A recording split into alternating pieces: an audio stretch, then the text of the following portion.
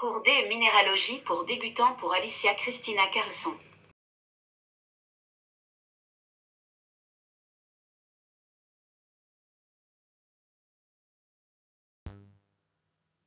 Pseudomorphisme. L'apparition d'un minéral sous la forme d'un autre minéral est connue sous le nom de pseudomorphisme. C'est-à-dire qu'un minéral B a cristallisé selon la forme externe du minéral A, mais en conservant les propriétés minérales du minéral B. Les conditions chimiques et physiques qui conduisent à ces changements sont très diverses.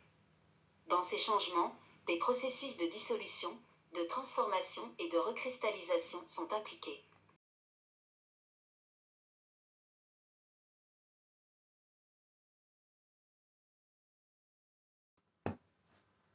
Le pseudomorphisme peut se produire lorsque le minéral A cristallise d'abord dans une roche et est ensuite remplacé, en conservant la forme extérieure du minéral B.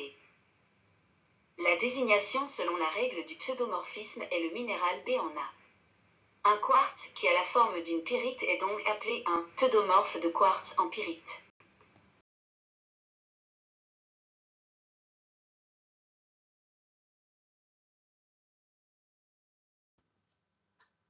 La pseudomorphose des cristaux de pyrite, transformés en un mélange d'oxyde de fer, est fréquente. Sur la figure A, on voit comment les cubes d'hématite conservent les stries typiques du cube de pyrite. Cet échantillon appartient à un minéral de 2 cm de long composé de cristaux de pyrite remplacés par de l'hématite. Ces cristaux ont été trouvés dans le gisement de Takuru, département de Calamuchita, Cordoba, Argentine.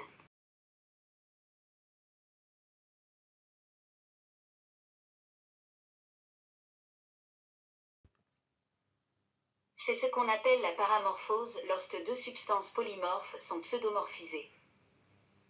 Par exemple, un quartz hexagonal à haute température peut être transformé en un quartz trigonal à basse température. Cette transformation génère un quartz à basse température, trigonal, sans perdre l'extérieur de la forme hexagonale du premier quartz. La figure B montre deux cristaux de quartz à basse température, trigonale, de 3 cm, transformés tout en conservant la forme hexagonale du quartz à haute température.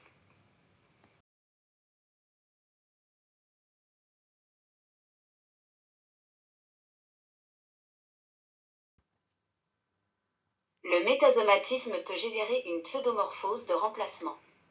Cela peut se produire dans la zone de contact entre deux roches, où un minéral de composition chimique différente peut être envahi par un autre plus stable dans cette zone.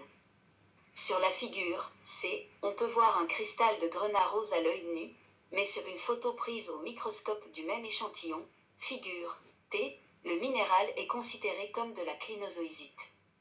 En d'autres termes, la clinozoïsite a conservé la forme extérieure dodécaédrique du grenat, mais avec les caractéristiques optiques de la clinozoïsite.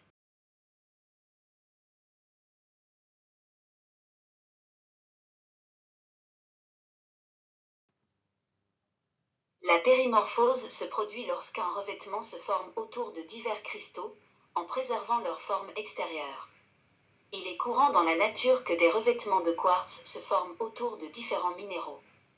Sur la figure E, nous pouvons voir un revêtement de silice de basse température, où les caractéristiques des minéraux anciens, qui ont formé la cavité, ont été marquées. Sur la figure F, on peut voir que la forme de ces minéraux correspond à du plagioclase avec macles polysynthétique.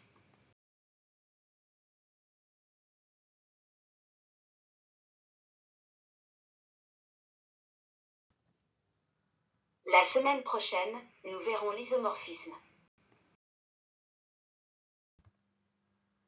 Chers étudiants, n'oubliez pas de vous inscrire au cours et si vous l'aimez, donnez-moi un like. Bientôt, le livre Minéralogie pour débutants sera publié sur Amazon.